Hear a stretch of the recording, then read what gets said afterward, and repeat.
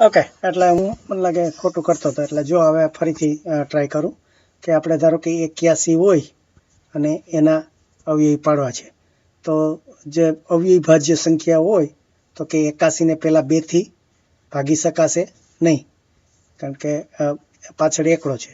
તો બીજી કઈ ત્રગડાથી ભાગી શકાય? તો કે હા. તો 3 થી ભાગીએ તો કેટલા વધે પાછળ? 27. પછી 27 ને 3 થી પાછા ભાગી શકીએ? તો કે હા. તો કે કેટલા વધે? 9. પછી એટલે 9 તેરી 27. પછી એને 9 ને 3 થી ભાગી શકીએ? તો કે હા. તો કેટલા વધ્યા? 3. 3 ને 3 થી ભાગી શકીએ? તો કે હા.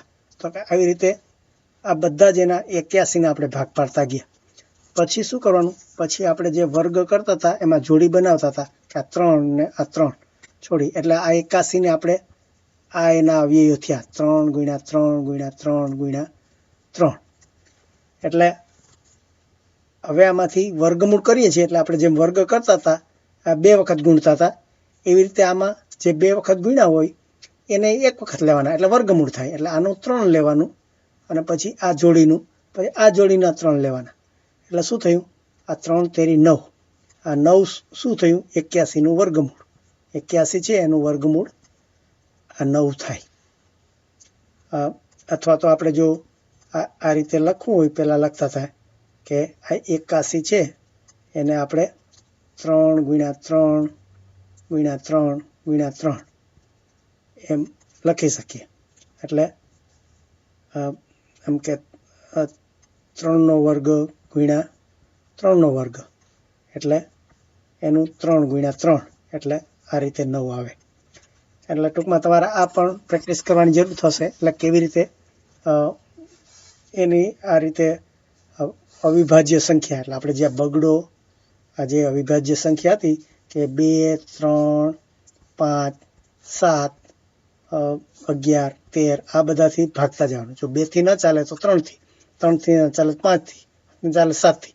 એટલે આ રીતે એના ભાગાકાર અવયવી પાડતા જઈએ અને પછી 2 ની જોડી બનાવવાની. 2 ની જોડીમાંથી આ 1 લેવાના. પછી એ બધાને આપણે ગુણાકાર કરીએ તો જે આવે એ એનો વર્ગમૂળ થાય.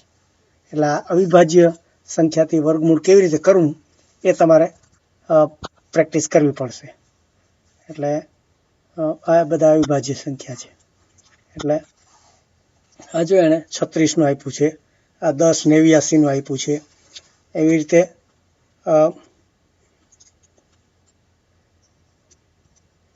આ જો 10 89માં પણ આવી રીતે છેક 11 સુધી જવું પડ્યું. પહેલાં ત્રગડાથી ચાલ્યું, પછી છેક 5 7 કે એકાઈથી નથી ચાલતું, એટલે સીધા 11થી ચાલે. એટલે આવી રીતે એને જ્યાં સુધી અવિભાજ્ય એના પછીની સંખ્યા આવે ને ત્યાં સુધી ગણવાના છે. એટલે જો આટલી વસ્તુ તમે પ્રેક્ટિસ કરશો ને તો આ બધાના આ મહાવરો ચોથો છે એના બધાના અવિભાજ્ય અવિની રીતે વર્ગમૂળ શોધવાનું છે. એટલે તમે ટ્રાય કરજો. ન આવડે તો આપણે પછી અમુક ક્લાસમાં કરાવશું. પણ ખાસ તો બસ એટલું જ યાદ રાખવાનું કે આ બધાને આ બધાથી ભાગતા જવાના. 2, 3, 5, 7, 11, 17, 13, 17 આ બધા આંકડા તમને ખબર હોવી જોઈએ કે આ બધા આંકડાને તમારે એક પછી એકને ભાગતા જવાના જ્યાં સુધી, અને પછી 2ની જોડી બનાવવાની, પછી એનો ગુણાકાર કરવાનો. એટલે એ રીતે આખું અવિભાજ્યની રીતે વર્ગમૂળ કેવી રીતે થાય એ આપણે મહાવરો ચોથામાં શીખવાનું.